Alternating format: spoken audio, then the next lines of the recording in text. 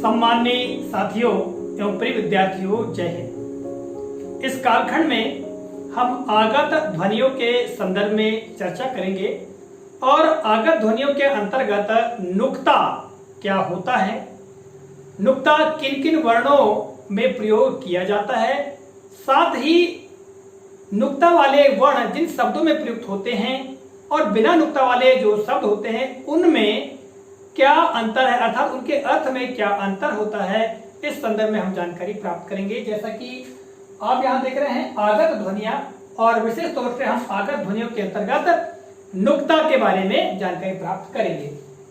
सबसे पहले हम जान लेते हैं कि आगत ध्वनियां क्या होती हैं या हम आगत ध्वनि किसे कहते हैं।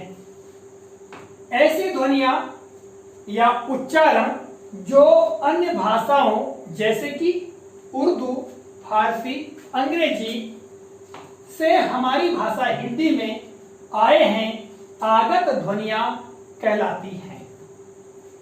जैसा कि मैंने आपको पढ़कर बताया कि ऐसी ध्वनियां जो हिंदी भाषा में दूसरी भाषाओं से ली गई हैं या दूसरी भाषाओं से आ गई है प्रयोग के आधार पर, तो ऐसी ध्वनियों को हम आगत ध्वनियां कहते हैं। आगत का अर्थ मैंने लिख दिया है, आया हुआ।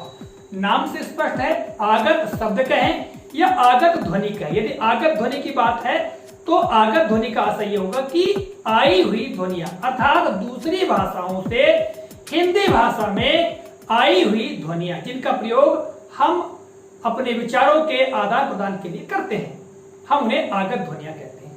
और आगत ध्वनियों में विशेष तौर से नुक्ता का प्रयोग किया जाता है।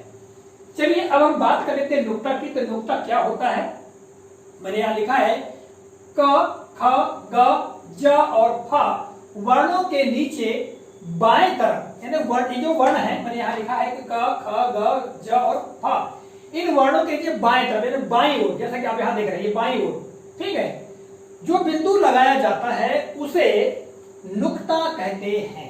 यहां आप देख रहे हैं इसका उच्चारण और इसका उच्चारण में अंतर है।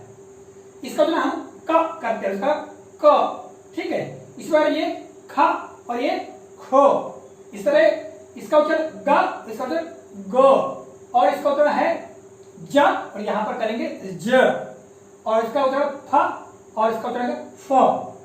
तो इस तरह इनके उच्चारण में भी अंतर आ जाता है।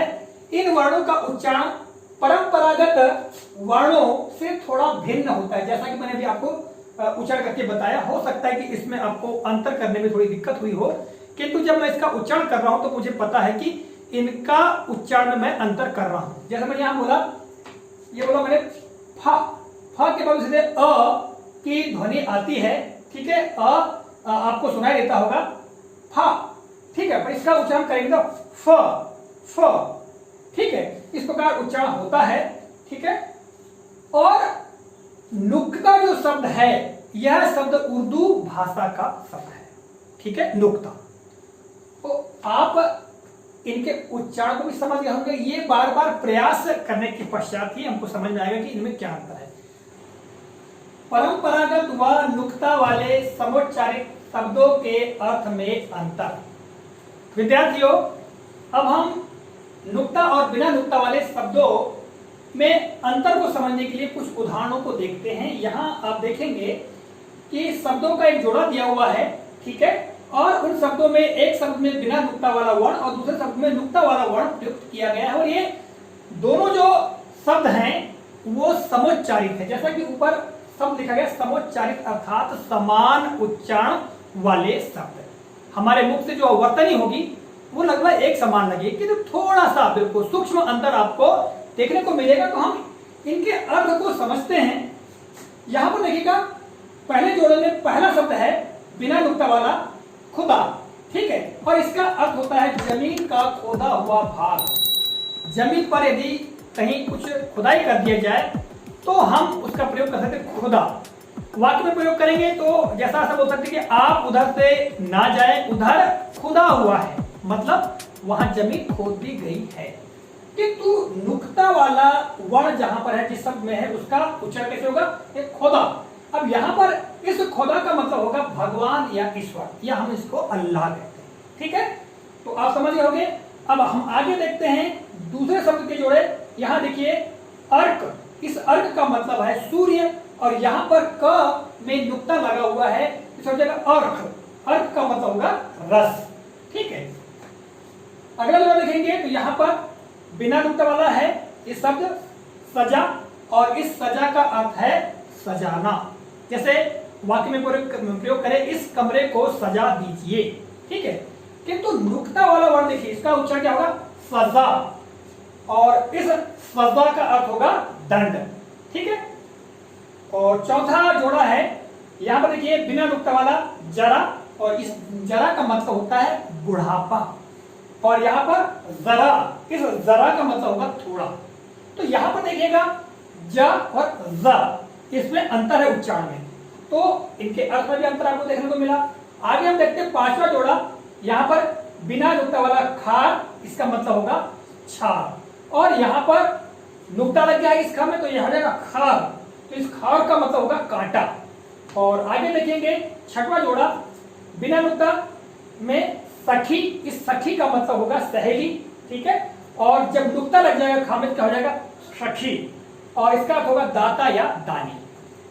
सातवां जोड़ा देखेंगे बिना नुक्ता में फलक, इसका मतलब होगा तख्ता, और नुक्ता लग जाए फ में तो क्या हो जाएगा? फलक, फलक, और इसका अर्थ होगा आसमान।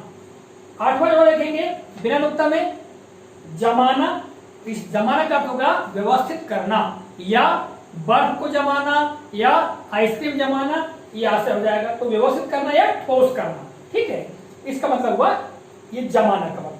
परंतु नुक्ता लग जाए यदि, यहाँ पर आप देख रहे हैं जमे नुक्ता, ये क्या हो जाएगा? जमाना, जमाना, इसका मतलब होगा युग, काल या समय। 10वां जो देखिएगा बिना नुक्ता में खैर, इसका मतलब होगा कत्था, और नुक्ता जब लग जाए तो खैर, इसका मतलब होगा कुशलता। जैसे कहते हैं कि आप खैरियत से तो हैं, है ना, तो ये आशय हो जाएगा। 11वां जो देखिएगा यहाँ पर बिना नुक्ता में राज, और इस राज का मतलब होगा राज्य, और नुक्ता लग जाए जब, इनका जगह राज, तो इस राज का मतलब होगा रहस्य। आगे देखिएगा यहां पर बिना नुक्ता में जंग, इस जंग का मतलब होगा लड़ाई, और नुक्ता लग जाए जब, इनका जगह जंग, तो इसका मतलब होगा लोहे का मोर्चा। आगे हम देखेंगे 13वें जोड़े में बिना नुक्ता में कफ, और इस कफ का मतलब बलगम, और यदि नुक्ता लग जाए फमेट क्या हो जाएगा? कफ, इस कफ का मतलब ये आस्तीन। ठीक है, आस्तीन का छोर। और 14वां जोड़ा देखिएगा यहाँ पर कतरा, कतरा का मतलब किसी से बचकर निकलना होता है, और यदि नुक्ता लग जाए कतरा, इसका मतलब होगा बूंद या अंश।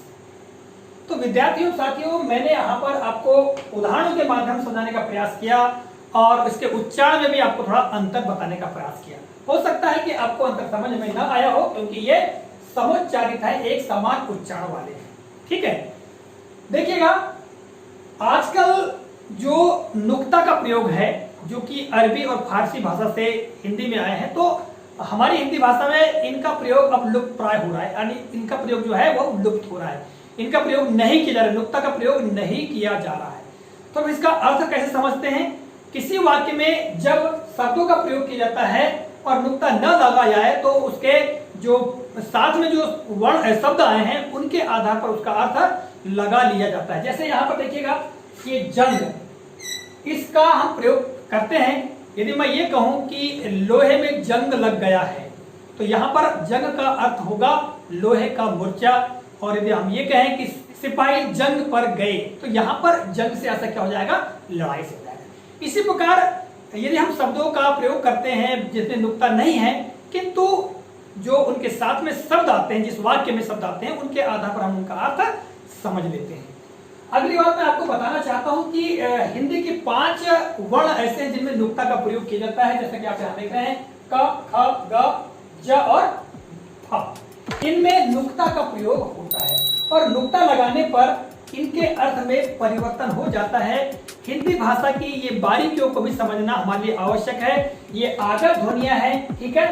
नुक्ता उर्दू से लिया गया शब्द है, ठीक, और नुक्ता लगने के पश्चात उनके अर्थ में क्या परिवर्तन होता है, इसके बारे में मैंने आपको बताने का प्रयास किया।